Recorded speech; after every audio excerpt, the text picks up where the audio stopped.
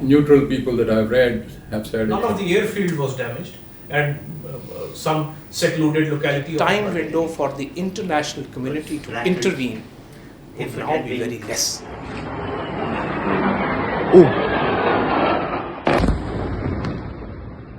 What I can say is, on 7th and the initial stages, there were losses, but the numbers, and that's not important. What was important is why did these losses occur and what did we do after that. So we rectified the tactics and then went back on 7th, 8th and 10th in large numbers to hit air bases deep inside Pakistan. Penetrated all their air defenses with impunity. Carried out precision strikes. So Air Force went into a short mode as to why did this happen.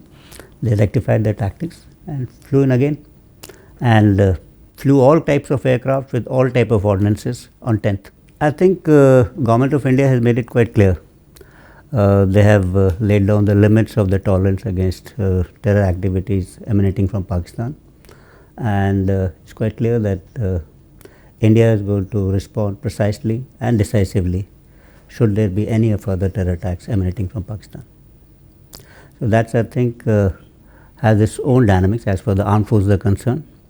It will require us to be prepared 24/7.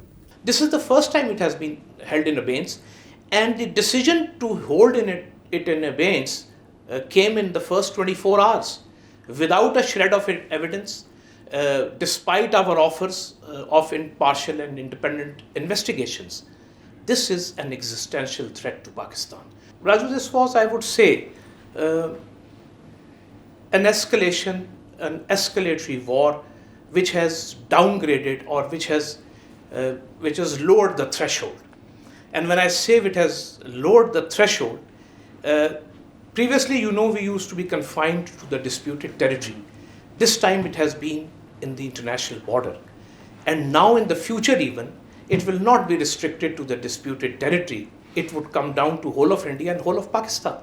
Rather, the cities were targeted first and the international border and the line of control were targeted later. So this is a very dangerous trend. And it will affect, I would say, the investments, the trading, and even the potential of 1.5 billion people who are there. We are coming back to we have almost come back to pre-22nd April situation. Okay. When we say that the presence of troops on the borders, it is almost, we are approaching that, or we must have approached that by now. And India as well, both sides? Yes, both sides. Okay. It has to be reciprocated. Yes, both sides. Both sides. It's my personal view again that the most rational people are people in uniform when conflict takes place.